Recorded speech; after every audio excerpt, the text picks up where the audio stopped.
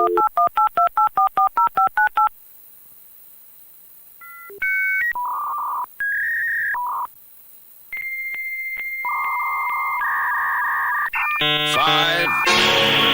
four, three, two, one.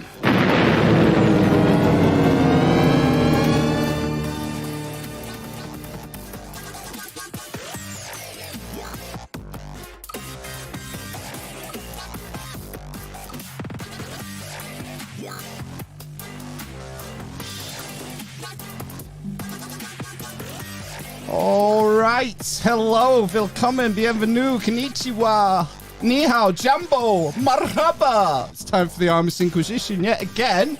Episode 222 on Sunday, the 6th of March, 2022. Welcome to the show. I'm Amish Phil. I'm Amish Ben. I'm Amish Matt. The dwarf, the cripple, and the mother of madness. And we've got Owen Hunt with us. How you doing, Owen? Doing great. Thanks for having me, guys. It's a pleasure. We love a bit of mysticism here, don't we? We do, yeah. I was watching something. I think it was a video you posted on your Instagram not so long ago. Were you doing some sort of cold bath treatment? Oh yeah, dude. Yeah, I was hanging out actually in Arizona doing it with all these folks for the Grimerica show, like for their little retreat thing. It was amazing. And Brandon Powell, he's like, dude, he's another world. Like that guy's like a legend in so many ways. He's done so much, but he's really into the breathwork stuff. He's been working with Wim Hof for like a dozen years or something, but he's also jujitsu, all this stuff, dude. I mean, like, talk about masculine energy. Jeez, man, that guy is just like, he doesn't stop too. Like he just doesn't stop. But yeah, we got into the cold bath. It was the first time I ever really was able to like submerge my whole body into it. And it was an awesome experience. Like I've done it in my tub, but it's like, it's kind of halfway, you know, you can't get all the way into it. But with those like big pools that he had set up, like we were able to go all the way, and like a lot of people did. It was pretty cool. I learned a lot from it. And then you do get like a huge boost in dopamine afterward from putting your body through that. But in the moment it's pretty cool too, because you could see and you could watch other people too. Cause like some people get in and they start breathing really fast, and that's your first sort of inclination.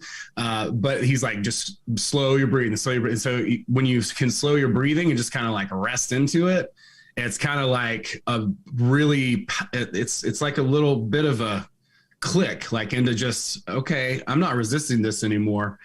And it kind of pushes you to do that, which is kind of cool. So I really felt like the experience was about surrendering, you know, in a big way, you know, and yeah, like you're in there for like a couple minutes, and he even will spell it out for you and be like, oh, if you're in there for 2 minutes, you get these benefits. If you're in there for 7 minutes, you get all these benefits. Like it's different, you know, depending on the amount of time that you stay in there. How many minutes see your knob falls off though?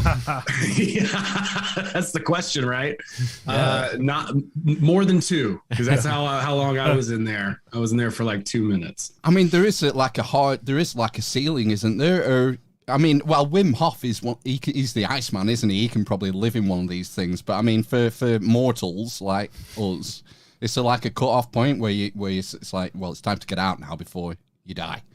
I think so. Yeah, I think there's definitely that. Like he's warmed his body through prolonged exposure, like, and understands, you know, exactly the processes. And over time, you don't just go out into the Icelandic wilderness, you know, and drop trowel and start hiking up, you know, mountains and bathing in, you know, frozen pools. But yeah, it's like a prolonged exposure thing. The first time you do it, you don't want to do more than a couple minutes, just because I think you just want to kind of get your, you know, feet underneath you. You don't want to ruin the experience. Like imagine getting like some numbness or some weird, you know, thing from overexposure. You know, that would suck. Yeah, and especially like you said, you know.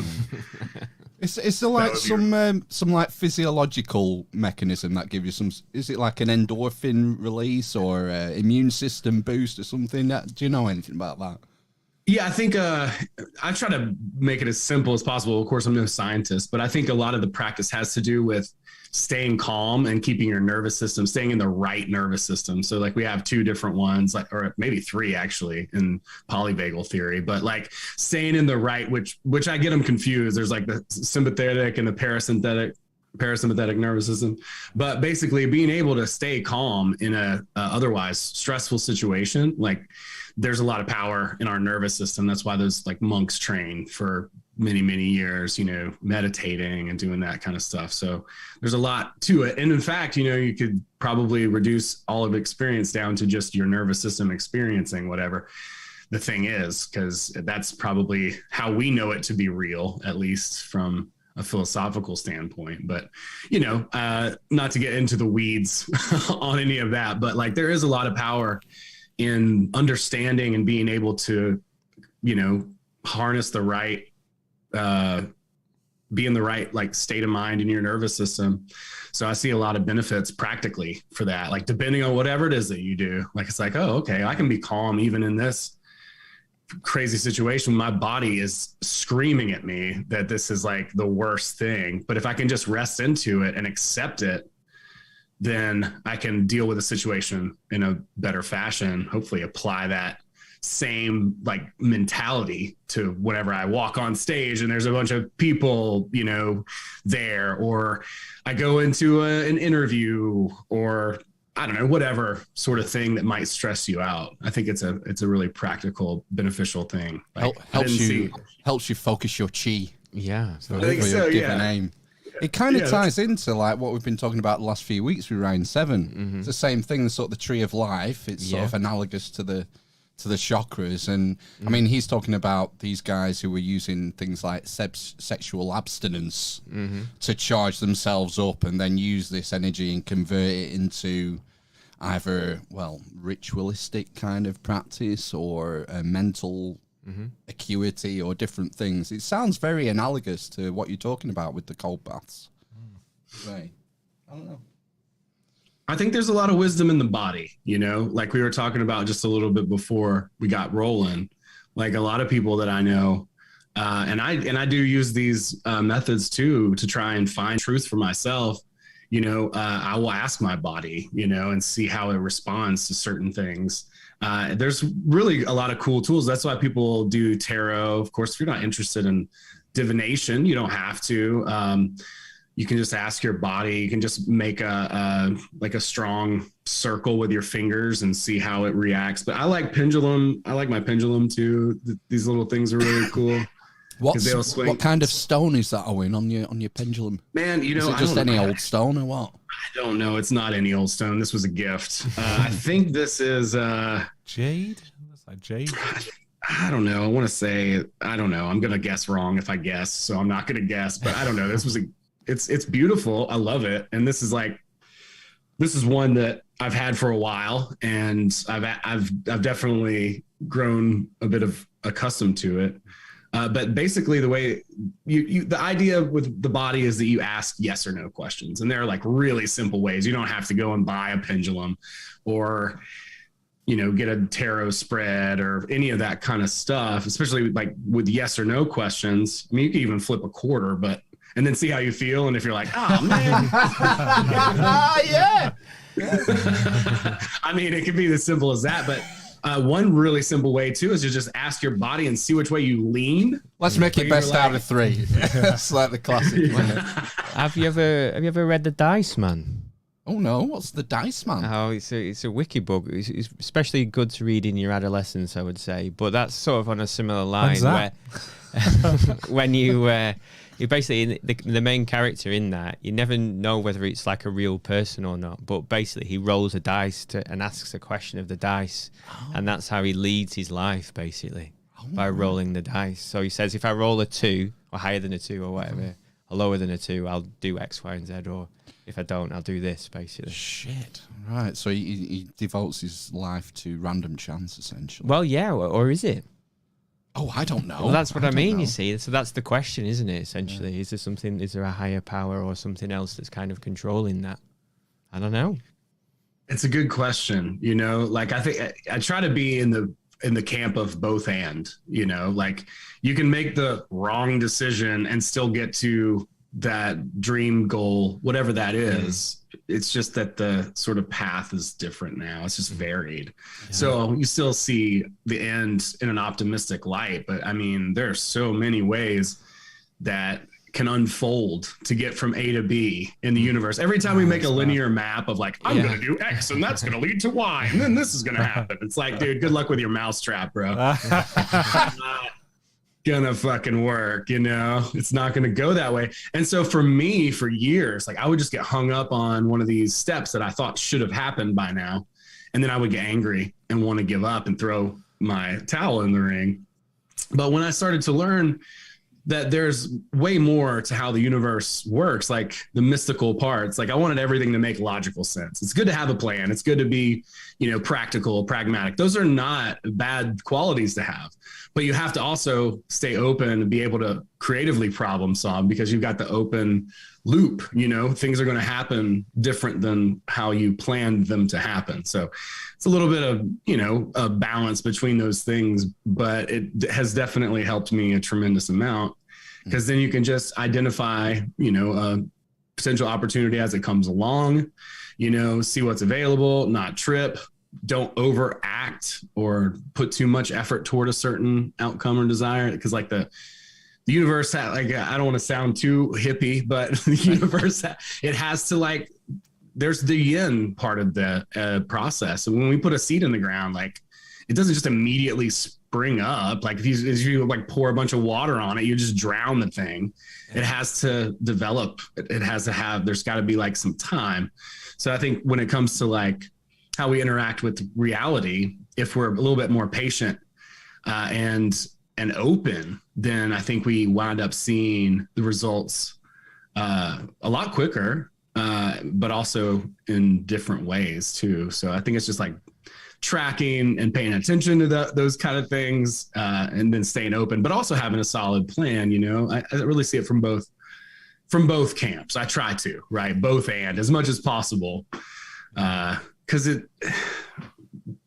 reality is so variable. It just seems to be the most consistent element is its changeability.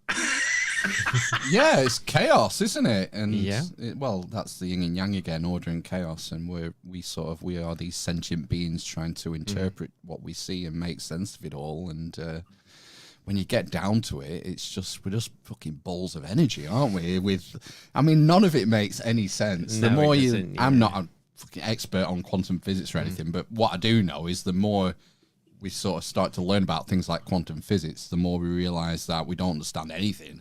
Yeah. And nothing makes sense. And it's insane that we're even here, mate. Oh, yeah. So make the most of it. You know, not want to be too Epicurean. You've still got responsibilities, and you know, especially when you've got kids and stuff, you've certain things you need to take care of. But you've got to sort of carpe diem at the same time, haven't you? Yes, definitely. Absolutely. Both and I think it's possible, you know, to like live that way, and because it's really up to us how we put ourselves in position to what it is that we get to experience. I can celebrate it, or I can feel like it's a drawback. It's like nobody gives a shit. I can like sulk about that, or I can be like, fuck, nobody gives a shit. You know, I can do whatever I want. Like nobody's gonna care, you know, if I wear like a silk robe around the house or whatever, you know, giving yourself permission, depending on how you know, position yourself to that opinion, that idea. And there are infinite like perspectives too, to kind of relate to those. So I think a lot of this stuff, it comes back to just allowing, being open, and acceptance, just like accepting things as they are. Because I mean, we have to be able to do that in order to make a change anyway. It's like, I don't think the end all be all is being present. I think it's important to be present so that we can create a better future. Because if we're not present, then we're not, you know, we're not at our best potential. You know, we're not in the moment. We're not aware. So we have to start there and then figure out how to get to that better reality that we can see, and also, you know, make plans, but expect those to go get subverted somehow, and find new opportunities to get to that destination. And I would say too, that for me, feeling is really what it kind of comes down to, as far as like that metaphysical, like, or mystical communication with the universe. Because you can get the essence of something, but not necessarily the thing that you had in mind. And it's maybe even a more satisfactory experience, if that makes sense. At least that's kind of how I've had that happen a few times. I feel like the universe is really good at surprise parties, you know?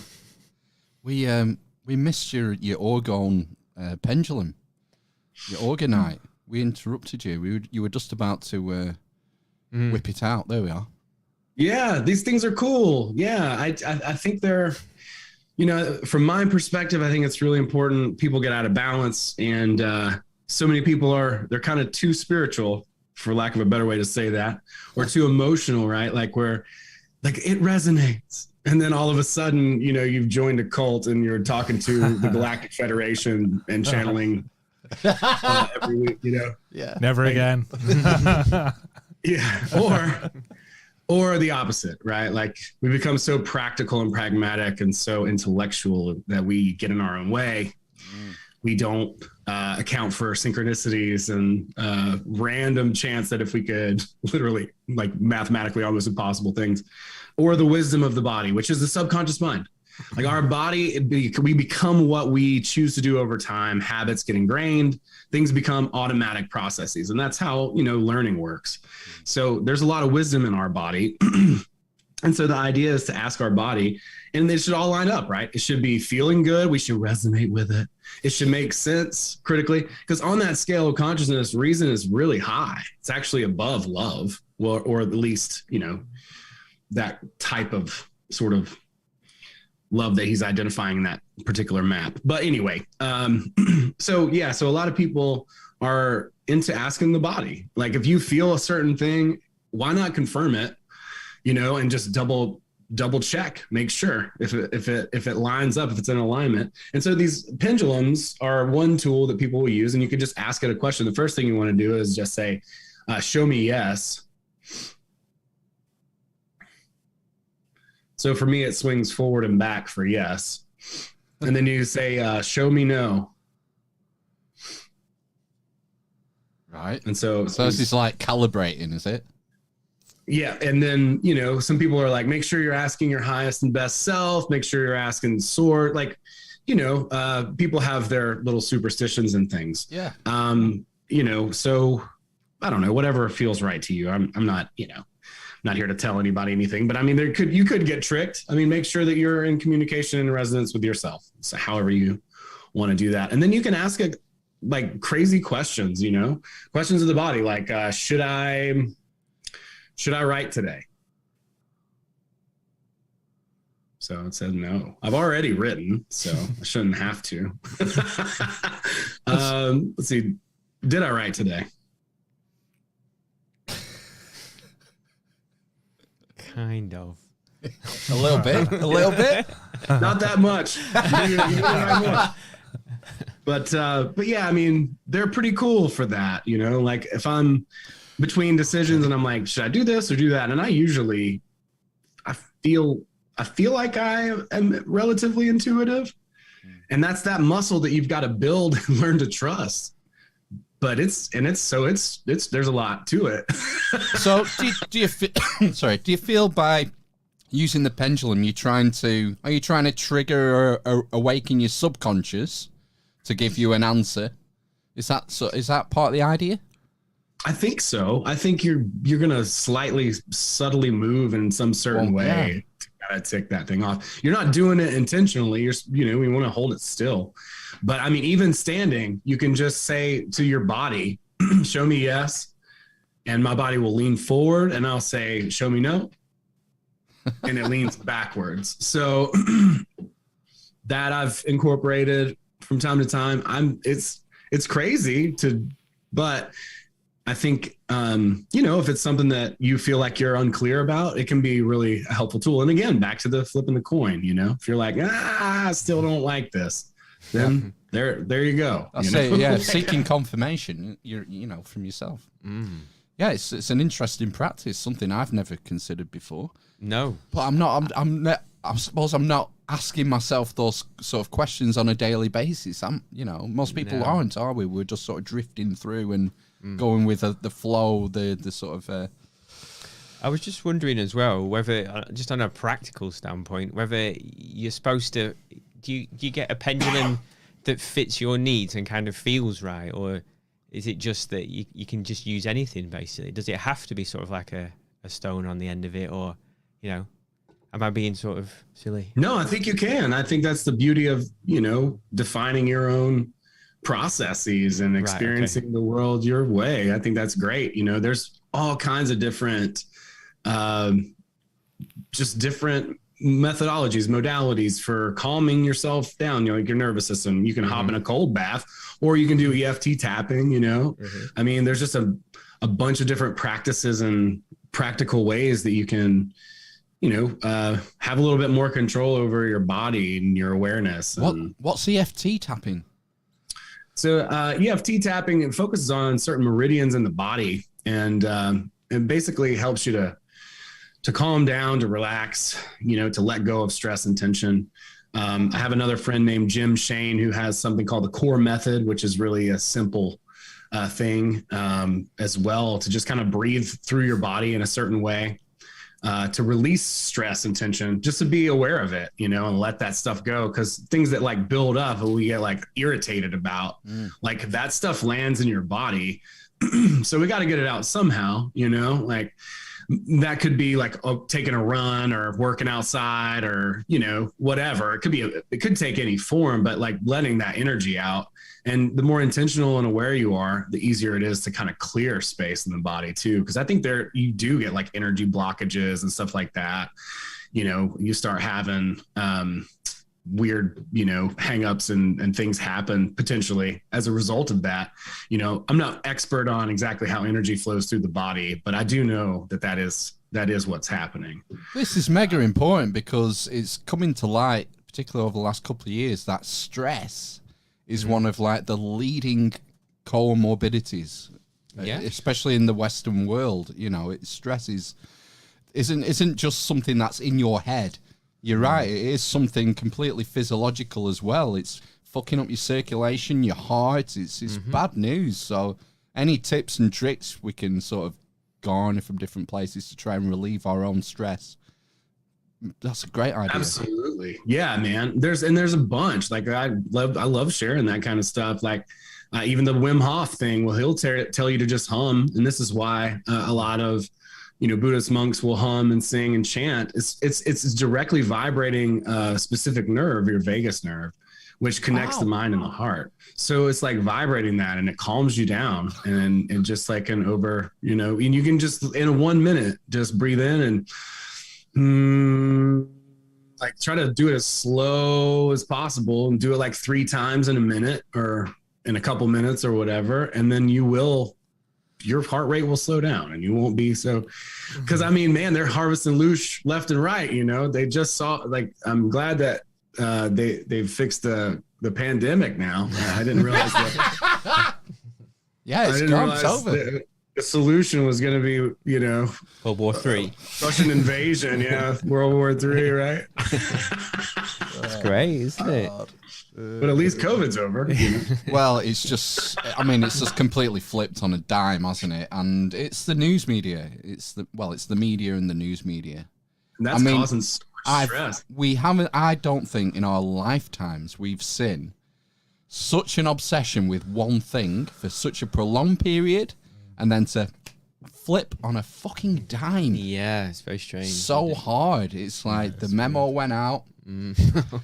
This is it. We've had enough now. We need to get ready for the next reset. Right. Okay.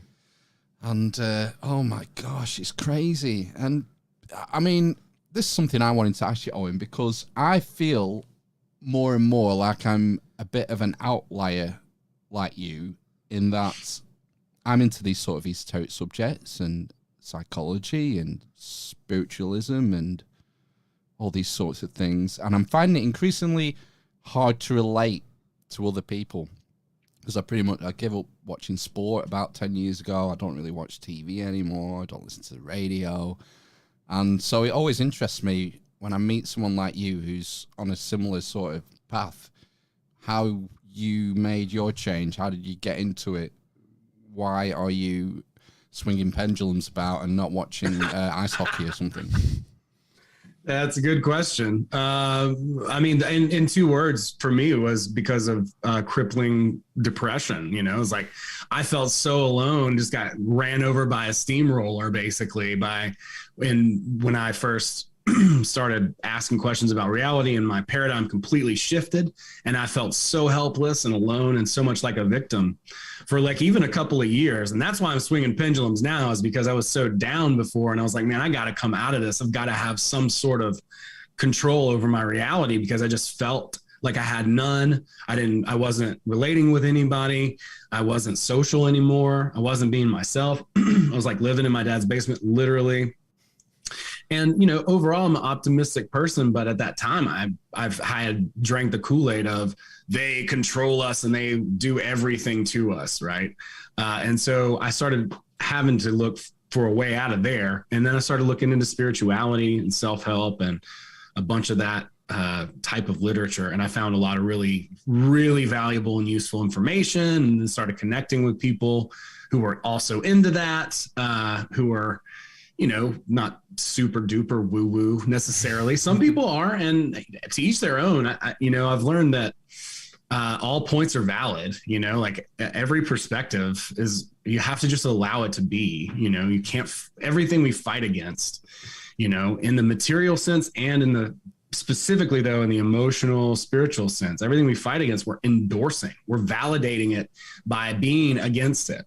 So the real power is in creation, in moving into a new way and being pioneers in creating, you know, new avenues to have community and do those types of things. Because the truth is, the rulers don't have that much control. They really don't. If you could read a book like The Politics of Obedience by Etienne de Labotie, it was written in like the 1500s or something. And it's just like, dude, if you don't give this little tyrant power, he doesn't have any. It's like, that's literally the whole book. And it's that simple. You just shrug it off. Like, it's kind of like I think how, even though there's now this new boogeyman, you know, it's like people weren't buying that hook, line, and sinker stuff anymore. They got to shift it to something. You know what I'm saying? Like it was already, it was falling on apart. the cusp of being over. Yeah, it was falling apart already. So because of that, I think it's, you know, people's perception that drives that change. And if people would take their attention and instead of focus on what the problems are and shift it to solutions thinking based, then, you know, that's the way I think the creator source kind of would express itself, you know, all these different ways. It's like, you can't hold it down, and on that, you can't hold down like this, the essence. Like, I think the human spirit is indomitable. I mean, I really do believe that 100%. And there's never going to be somebody who's going to be able to control everything. It's just not, it's never going to happen. It's going to get subverted somehow. That's my belief. And I believe in balance too. You know, it's going to constantly happen where people are trying to, but that doesn't mean you can't just shift energy and attention over here. And enough people do that, not to create one whole gigantic group, but many splinters. And then all of a sudden there are these networks, and it's, you know, talking to Amish people here, you know what I mean? So like, I'm well aware, you know, of that independence and that network. I'm not familiar with the cultural aspects and things like that, but I do understand you guys create your own, you know, you do your own thing. And so that spirit in many forms, right? Like could be proliferated, and people are doing different things, shifting attention and creating new games, basically, instead of playing this one that we've been baited into. It's like, you don't have to play this game. Pretty much since your first day at school, right? You're baited into this system, and you're taught to play along. Yeah, it's fucking wild, isn't it?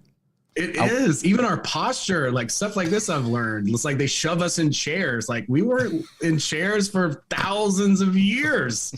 And like fucking our posture's all wrecked because we sat in desks going to school and stuff. And but people are amazing though. I can't, back to being indomitable, like the human spirit not only, but the physical body. Like how much pain and anguish and stress and toxic poison food and like whatever else that the ordinary, like fluoride in the water. And we're still here. We're still making babies through phthalates and like, shrinking. That's a huge one. The phthalates, the plastic. Yeah.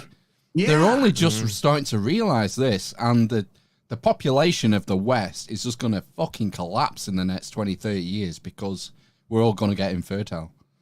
No one's going to get pregnant because of the plastic. It's mental. Yeah, that was quite scary, that thing that you talked about. It was on Unheard, wasn't it? Yeah. The YouTube channel Unheard with the sexy Freddie Sayers.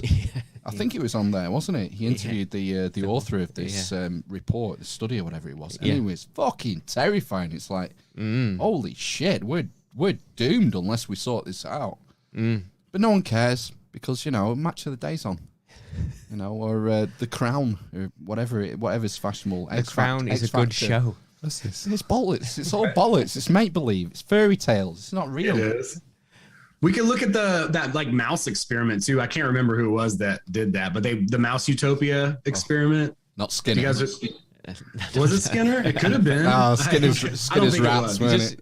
I think I might have heard of this, but you might have to remind me. Well, they go through these phases, in this mouse utopia. They make it to where they have everything and they just get lazy and then their freaking genitals change. It's bizarre. It's not so. I mean, I think the phthalates are definitely a contributing factor, but I mean, I think culture and society too. This has happened before, I imagine. Well, if the Bible said there was nothing new under the sun that long ago, then I can only imagine. I think that. Sorry, go on. No, go ahead. No, I was just going to say, going back to the mouse utopia and that kind of idea of working towards something. I think that's something that a lot of people misunderstand. Is it's not necessarily the achievement of a goal that gives you the satisfaction. It's actually working towards it. Yeah, it's because when you achieve your goal, it's kind of a bit empty. You do feel good for like maybe a day or two. It's what Jordan Peterson talks about. Yeah, it's what next? Carrying a load. Yeah. Pick up something fucking heavy and carry it somewhere. Yeah. Basically, Yeah, and I suppose that's really. Yeah, I agree with you. Yeah, and like transient goals and things like that, it's quite useful. Set yourself a transient goal, something that can never really be achieved. Be a better dad. Be a better person. You can always be a better person. Make yourself a mission statement or a purpose statement about your life and what you want to bring to the world. And then you have a standard that you can set to every day. The transfiguration is just about seeing the thing so much that you become it. And the same thing is true with any of these. We're so adaptable. Any of these processes, you could become anything. I mean, you can watch actors do pretty well that, as they shift from skinny, heroin junkie role to, buff, gym superhero or whatever. We have so much variability within ourselves too, and so much ability to do whatever it is that we want. Like for me, purpose was like the big thing. And that's kind of what I've chosen to focus on. Just to get like a nice core center, because once you have a good reason why, it's like, okay, that makes making decisions a lot easier. It all comes back to like that one reason why. It's like, oh, well, what should I do? Should I do this or should I do that? Well, which contributes to my growth and development in the direction of the goal that I want or the purpose that I feel. Because like you're saying, accomplishing goals, it's empty. There's not a lot of fulfillment in the accomplishing the goal itself. It does feel good. It is good. Those are milestones though. And I think really identifying ourselves and what we really want to give to the world, that's the goal and the fulfillment, that reason why, and finding it. Because there's still going to be shitty days. You got to trudge through the muck and, you got to do stuff you don't want to do and taxes or whatever, you know, like there's never any end. Shit, I'm done. We gotta go. So, Have you still not done it? Yeah, no, I'm joking. I'm joking. Comedic effect. No, that's interesting what you just said about us being so so kind of malleable. And the thing is, what are you laughing at? Nothing. Malleable and ductile. Yeah, I am particularly Great malleable words. and bendy with it. No, you're not. But I mean, I am. Did you not see me on the Crystal Maze going through those laser beams? I was like a You were fucking all ninja. right angles. You were. But that's an in-joke. Anyway, malleable. I think the problem is, Owen, for a lot of us, is that it requires a lot of deprogramming to get to the point where we realize how malleable we are and our lives are, because we're sort of fed into this machine from a very young age that is made, or the purpose of which is to create cogs for the machine, you know, to be a good Consume. consumer, to be a good employee, to you know, ding dong, the dinner bell, you know, it's dinner time, wear your uniform, sit in rows. Yeah. Yeah, it's sort of, it's breeding conformism. Is that the word? Yeah. Conformity, yeah. Yeah. So we have to escape this somehow, don't we?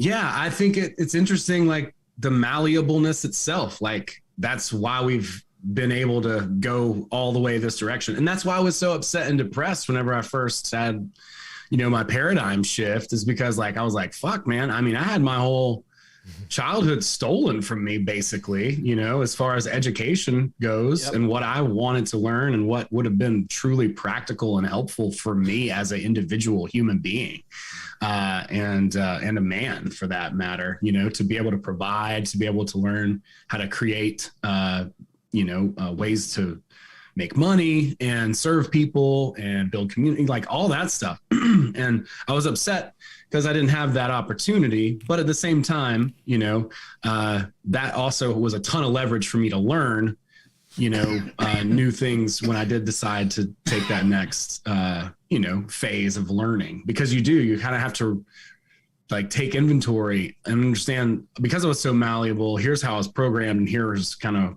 what I am. And the self-discovery part is kind of taking apart that wiring that has been so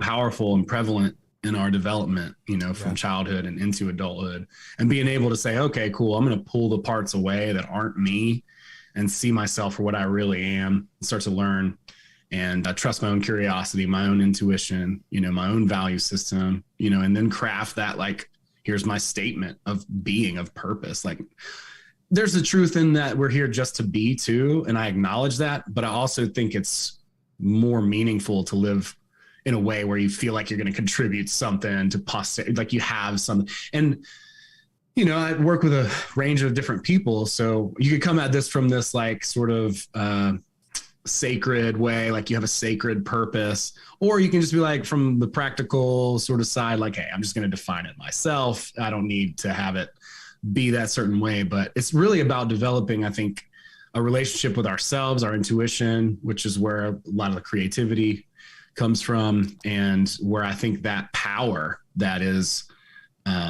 very much the light, you know, resides or exists. And it's this thing of continuous learning as well, because I think for a lot of people, their education finishes with school or college or university, whatever. Or, you know, they might have to do some horrible, what do they call it? Is it CPD? Continual professional development for their employer. Something I have to fucking do now. It's a fucking nonsense. Yeah, I have to show evidence that I've done this throughout the year when I get inspected. Like GDPR and... No, like watching YouTube video, or you know, or reading a blog or an article or trade magazine or whatever. I have to show a record of what I've done throughout the year for continual professional development. I'm surprised they do that for you lot. I know. Why don't they wasting the time, aren't they? Really? Because I'm just going to make it up. A lot of bullshit. But my point is that that's it. Our education tends to finish with formal education, where I think it's one thing I've really enjoyed over the last few years is is learning off my own back and trying to learn about different things, whether it be history or occult stuff or esoteric stuff, and probe different areas. And there's a certain amount of satisfaction you get from learning off your own back. And it's learning for leisure, isn't it? Well, because you're doing it because you want to do it. You've had the 15 years of being forced to learn what you don't want to learn. So when you actually get the chance to explore your own topics, what you want to learn, that develops as you go further in formal education as well. You specialise and you're choosing things that you want to do. I chose my degree because I wanted to do it. Yeah, and then I think that's true for some. For most, once they get to 16 or 18 or 21, the learning finishes, other than a lot of bullshit CPD. Yeah. That's meaningless, and their life is overtaken by media. Yeah, there's probably the free time. Cross-section. Yeah. Yeah, I think that's true. I don't know what it is that kind of separates those people who are just curious and have that spark that they can't, you can't give it up, or for whatever reason. I don't know what that is. That's really interesting. I don't know if that's like genetic or what, but like some people, I think too, they just, something happens at a certain time in their development. For me, it was when I hit 30 and I was like, oh shit, that's when everything unraveled, and I had to really take a hard look. Fucking hell, I was the same age, 30. When you hit 30. Puberty's a bitch. Saturn's return, man. It's the orbit of Saturn, yeah. He came like a banshee, and but that's when I mean, that's part of that development, right? We're gonna upgrade our paradigm many times over time, and I think understanding that process and learning to embrace it, like it can be really helpful in those moments of uncertainty, because that's all this is. Back to the top of this whole conversation, nobody can really define reality anyway. So what are you gonna do? Oh, it's funny. I dropped in on you. You streamed. Was it on Friday night? Were you streaming on Friday night, or maybe it was? No, it wasn't last night. It must have been Friday night with was it Thomas from Paranoid America and Joe Rupe? Yeah. That was a few nights ago. It was a couple of nights ago, and it was late. We're like 5 hours ahead at least over here, so it was late. And I just called like 10 minutes, and it's interesting. You were talking about the 7 liberal arts and the trivium and the quadrivium, and how the trivium is used to make sense of all this, about the nature of reality and language and what's true, what's false. This is what people were taught thousands of years ago. These are the tools that you need to make sense of the world, which we've completely lost.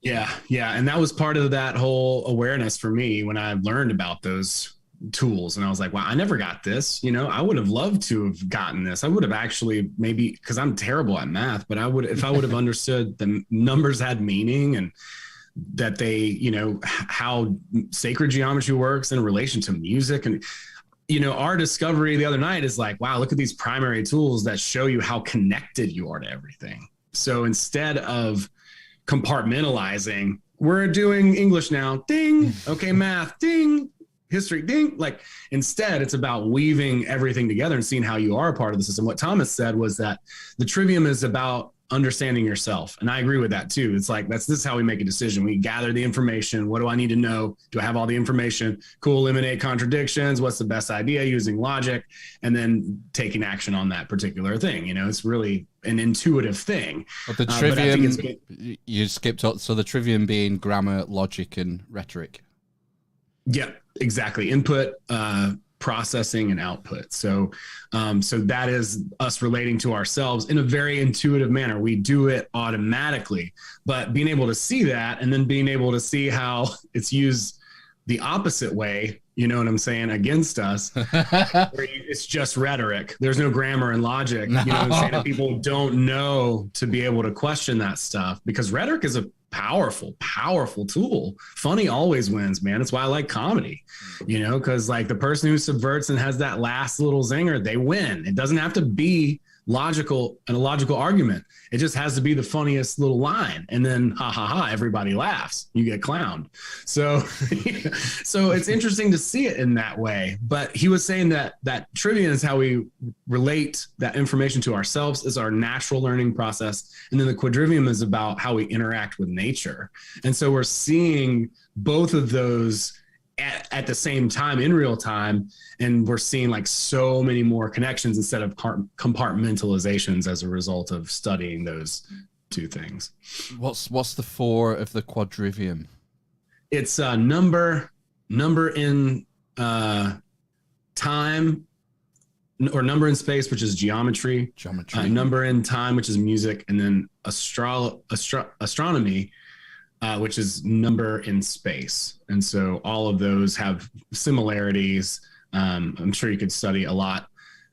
I'm sure you could study that for years and years and years, but this is how people navigated with the stars and all those types of things. And in ancient Greece, before you became a free man, you had to learn the trivium and quadrivium. That was your initiation rite. And then you were able to learn philosophy and metaphysics and all that kind of stuff. But you weren't allowed to look into the mystical stuff until you had that foundation of the trivium and quadrivium back then. Wow, that's cool.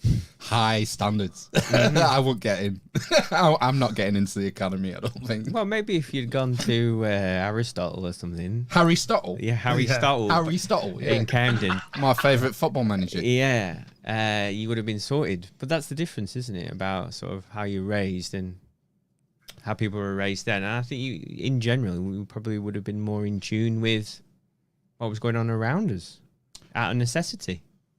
Absolutely, yeah. You're born into, it was mainly an agrarian culture, but with, different sort of specialisms. And you're right, this was the sort of the foundation stone of learning, sort of the base of education. But I mean, obviously, most kids wouldn't have been able to, have access to this kind of education.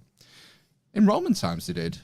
They had quite a widespread of public education for young boys and girls. Right. Okay. Yeah, wasn't that dear? Right. Not as cheap as the bath, but But yeah, I don't know where I'm going with that. No, it's interesting, and like I said, you go, for me, like I went to an expensive state school, it was cheaper than like a private school, but like it was a good school. I worked really hard to like be able to finish and it's like, why did I do all that for?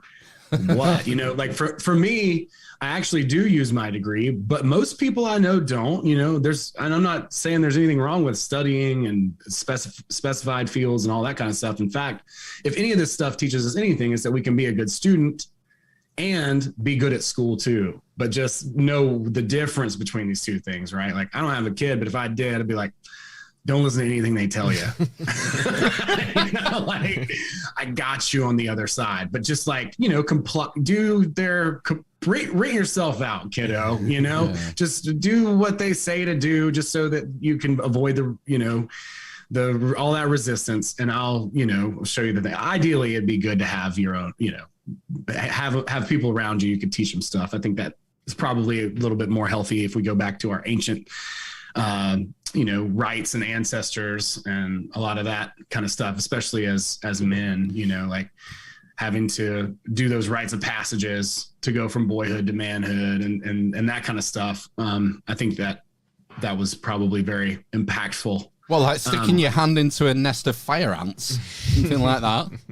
Yeah, stuff like that. You first. Yeah. I don't know. I don't know that it's necessary to like inflict pain. I do understand the sort of sign and the metaphor of the ritual. That's ancient too, from like Iron John myth. So it's a very similar idea, and that's about connecting to the wild man, isolation and being able to be, independent and self-reliant, and then coming back with a swagger, I guess. Well, yeah, the Spartans did something similar, I think. Do you remember when we were talking to Spartan History podcast, I'm sure they had some sort of. There's lots of torture and pain in. Well, it wasn't so much torture; it was that they were put out to be self-sufficient at a very young age, maybe the age of 6 or 8. These young Spartan lads were sent out into the wilderness, and it was, you know, survival of the fittest. That was their sort of first rite of passage. Yeah, I mean, and preserved for sort of the more upper echelons of society as well. Yes, it was the not the monarchy is the wrong word. I can't remember all the aristocracy. Aristocracy, yeah, that's the correct word. Yeah, Well done. Good use of grammar and logic. yeah. I learnt it in school. Oh my gosh. I don't know. I don't know where to go from here. I've been enjoying this. Me too. Yeah, I appreciate you guys having me. I love your setup. It's so cool. Yeah, And I'm just looking at all the cool stuff behind you, and it's hard not to. got lightsabers and all sorts in here. It's just it's a den of iniquity of 80s memorabilia mainly. I see Hunter S. Thompson's hat from Fear and Loathing on that mannequin guy. That's pretty good. Oh god, it's just a. We got a full size Han Solo in carbonite just sort of here. Yeah.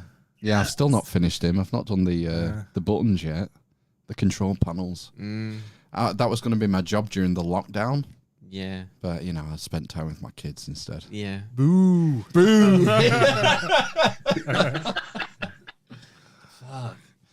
So tell us about your YouTube channel. We haven't even talked about like what you do, your content that you create, Owen. Tell us about your YouTube channel. I've been doing the podcasting thing mostly right now. Blue Collar Mystics is the name of the show. I've had pretty much a party on every episode. I try to have a couple of people on and do some panel stuff, but I'm doing one-on-one stuff too, different interviews, interviewing different people in self-help. Like I do consider myself a blue collar mystic. I want to, you know, see people be productive and happy and feel fulfilled. And that's what really my content aims at doing, right? Like, trying to nurture that spiritual relationship without being so cheesy or so damagingly hustle culture, right? Like there's a balance to everything.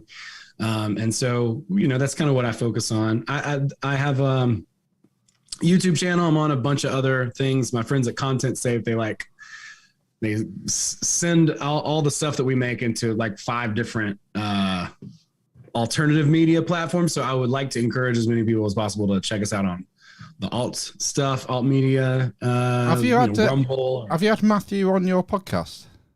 I've had Matt on my podcast. Yeah. Right. I might have Good to. dude. Yeah. Yeah, because we're aware we're in a Matt runs Content Safe. He's somewhere in the Far East, isn't he? He's in the Philippines, I believe. Yeah. Yeah. Okay. Because we're you know. The problem is that you can't just say what you want anymore on the internet, and right? You run into problems. When did they change that? I know. Can you believe it? You can't just say what you want anymore. Who saw this honeypot coming? I know. Anybody? Rotters, aren't they? Wow. So maybe I have to talk to you about that. Sorry, I interrupted you. So Content Safe is where you upload to Content Safe, and then they populate all the alternative platforms. Yeah, they just send it all out there. So we're on like Gab, Odyssey, BitChute, Minds, and Rumble, and so and also we're on Rockfin too.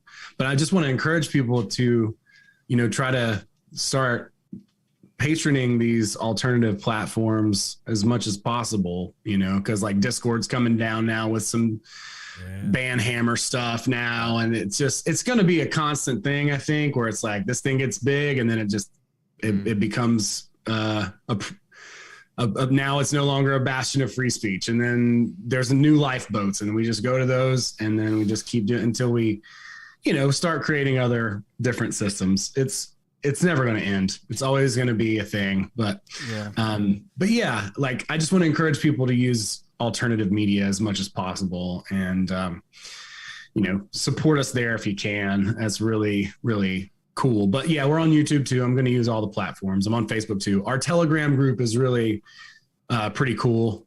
So that's in the link to everything.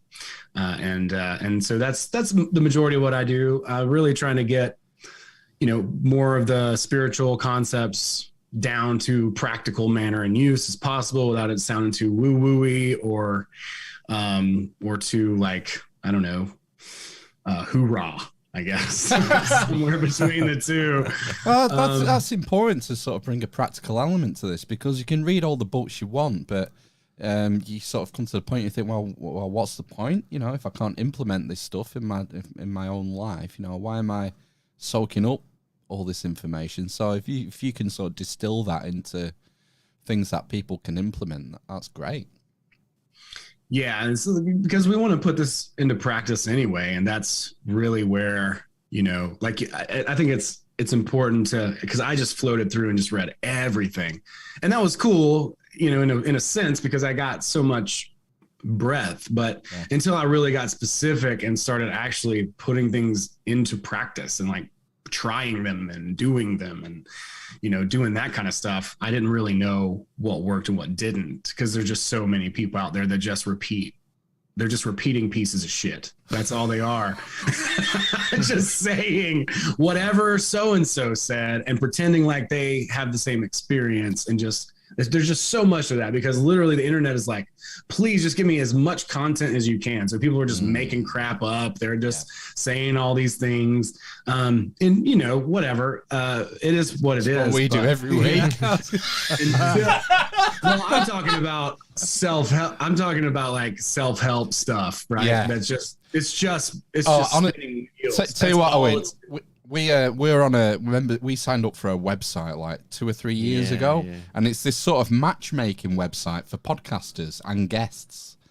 And we get like I've never logged on there for years, but every week or so we get an email with like a choice selection of the potential guests, and it's all self-help.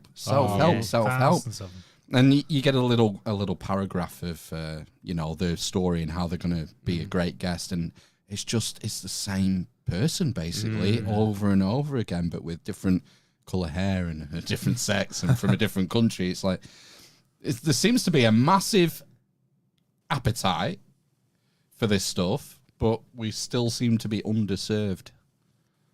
I don't know about that. No, I mean, as far as quality goes. But yeah, no, but that's what's interesting about it too, is because I've read offers and offers and offers and offers, all these different coaching programs. I love it. I love stuff. I want to learn. I'll do other people's courses. I'm not too good. I've spent ridiculous amounts on stupid shit, like things that I probably shouldn't have bought, but I don't care, because I'm curious. And so I would look into all these different things. But I mean, at this point, it's gotten to the point where everything kind of is exactly the same, and it's just a word salad. It doesn't even mean anything. Yeah. I read someone's offer. They don't even tell me what I'm going to get or what the benefits are. It's exhausting, What do you make of that guy? The guy who's huge in America, Tony something. Robbins. Tony Robbins. Yeah, have you ever looked into his stuff? I've read a couple of his books, but I've never done any of his like programs and stuff. I know that he's done a lot of work and a lot of good work, but I'm not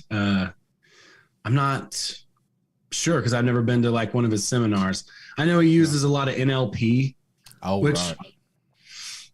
Whatever. People have different opinions about it. I think it's important to understand the tools that are being used against us.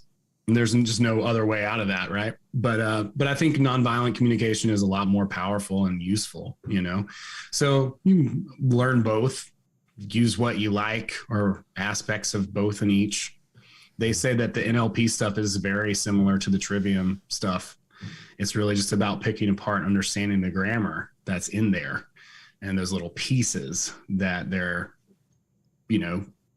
mixing together however they do. It's a funny one. It's a controversial one, NLP, because if you go to the Wikipedia page of NLP, or you read some sort of scientific stuff about NLP, they are constantly trying to debunk it.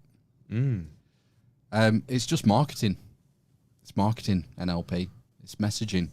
Same with the media and the news and everything else. There's nothing. There's nothing special about NLP. It's just the power of words, spelling, casting spells.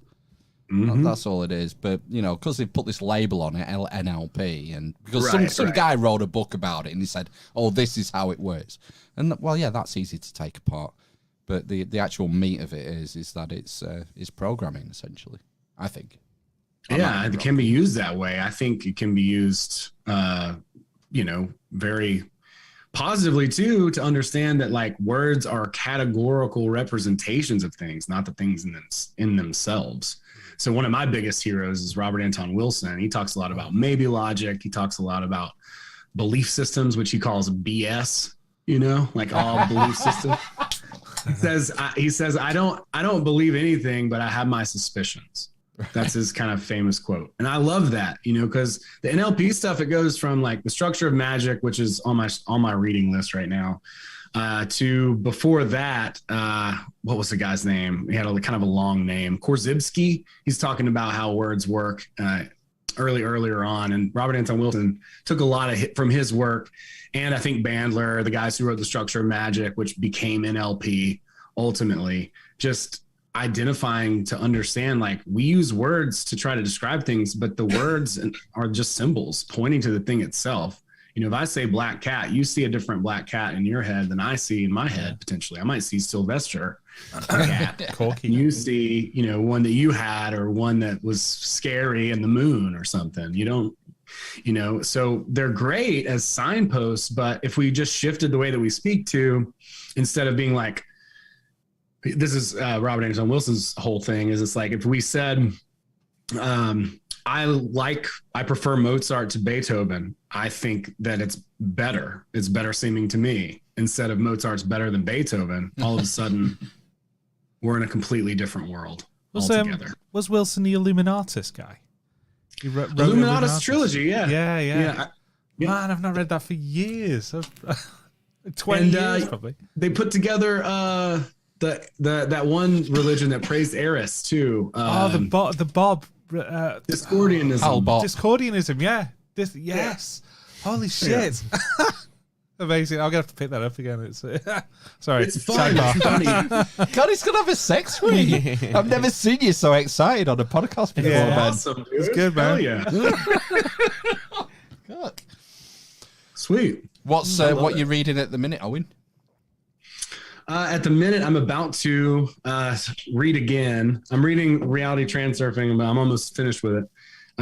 Again, I've been reading that book for like 5 years, but I'm getting, it's the Russian invasion for me as far as what I'm reading. This is the Dream Searchers, Andrei Roitov. I've read it before, but I'm doing a book club, and we're gonna try and like practice out some of the methods in here for dreaming. I have a friend who's like a really good at lucid dreaming. She's been a lucid dreamer her whole life. And you okay? Sorry. You okay? It's a bloody dry vapor. It's okay. Yeah, we're all good here. Yeah. But lucid dreaming. But yeah, it's just a dream, bro. But yeah, so we're several of the folks that I met at Contact at the Cabin. Somehow it came up in the thread, and we start talking about it. So we're gonna do like a dream coven / book club kind of thing, and see if we can't practice some of the things that they do in this book, because like they enter each other's dreams and stuff in the book. What? So we're gonna try to do that and see if we can do it. I don't know if I'm comfortable with that. People will be so judgmental of me if they get in my head when I'm dreaming. Yeah. Everyone's giving consent. You know? It's mind rape. It's not one of those where you're just like going into random people's dreams or something. That's not cool. You can't be be that. Is there a technique for that? Have you got any? There is. Yeah, I've heard people say that they can do it. Holy shit! I'm sure it probably does exist. I know that sounds maybe silly to some people, but based on some of the shit I've seen, I'm not surprised at all to hear that, to be honest. You have your suspicions. You don't believe it, but you have your suspicions. That's right. I would agree. I'm not going to fight. Yeah, I'm not going to fight for it, but it seems plausible. Have you got any go-to techniques to try and manifest lucid dreaming? Yeah, lucid dreaming. There's one movie, if people haven't seen it before, called Waking Life. That's really cool. I recommend checking that out. It's a Richard Linklater movie. He did Dazed and Confused. He did Boyhood. But it's shot and then rotoscoped on top. So it's like animated on top. So it looks like a trippy dream the whole time. Wow. And there's a lot of different techniques, even just in that movie, which is kind of cool. But one thing you can do is to turn the light on and off. It doesn't go on and off in the dream. Yes.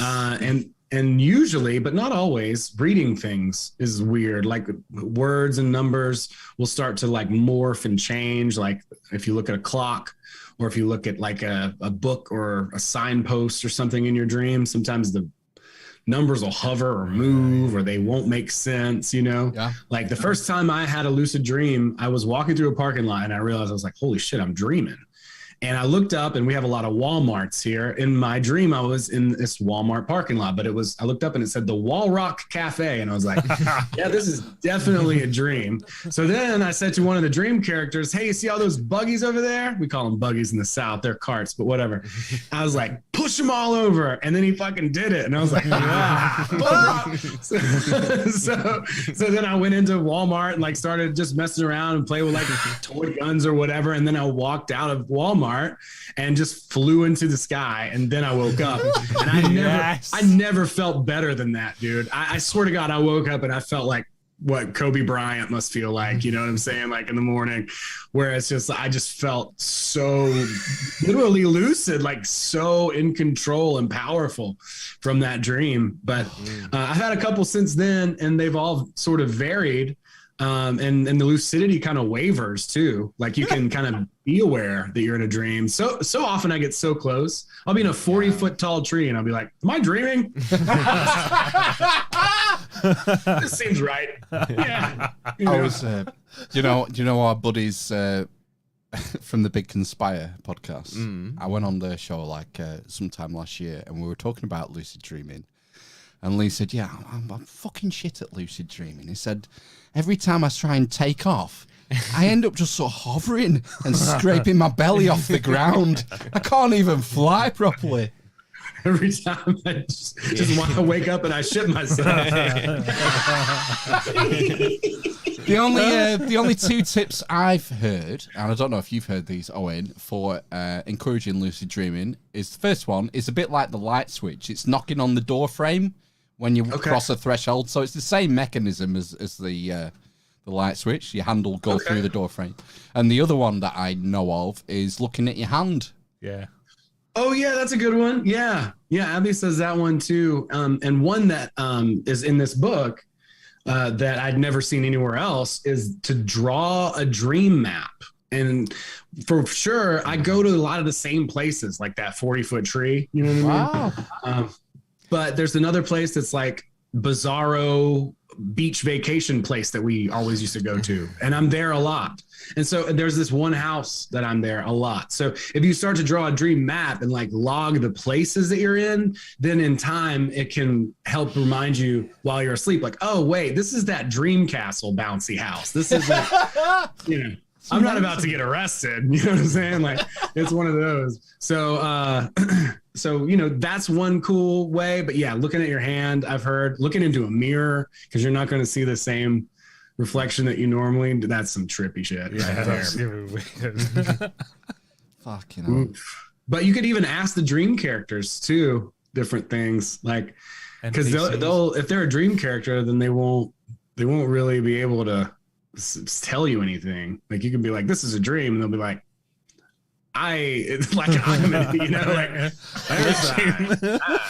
like if you start asking it what it is and what its name is and stuff, this is like, it just starts being like an NPC, like freaks out. It's the Matrix. Have you ever had a lucid dream where you know you've been in control? Yeah, I've put the Superman tights on and flown up into space. I have a couple of times. When I fly in my dreams, I have to kick my legs really hard. Oh, you're like Dorothy. Like Dorothy. I have to sort of run, and then I talk to my wife takes the piss out of me all the time for this. Tell me about your flying dream, because he makes her laugh. It's because I have to kick my legs really hard, and I'm running through the air. God, you're so missing the point, really. You can do anything. That's what makes me fly. And it got to the point, I used to go through stages of having this. I had this recurrent dream that I had a flight in a fighter jet, right? Nice. And it got to the point where I had that dream so often that I was confused as to whether or not that actually happened. So I can still think now whether I've actually been in a fighter jet. What if you're a sleeper agent and you're just waiting for that trigger word? Maybe. And then you'll step into an F-16 flyer. Yeah. Did you have a sexy game of volleyball afterwards with your wingman? Yeah, it was me and you. Oh gosh! Don't mind rape me. Yeah. Well, we've blown over an hour already. We're an hour and 10 minutes. We're gonna have to let it go, Owen. Right on. We gotta hang out again. I gotta have you guys come on and chat with us sometime. Yeah, that was good fun, man. Yep, I really enjoyed it. It was nice to meet you finally, and all the links will be in the show notes. Eavesdroppers, you want to check out bootsofgreenwood.com is up on the screen, or you got a banging Discord as well. Yeah. We've shifted over to Telegram now. Yeah. Panhammer's coming out to Discord. Yeah, I mean it's still there. I'll still send people there if they want to check the resources, but we're not real active there. It's Telegram. Super.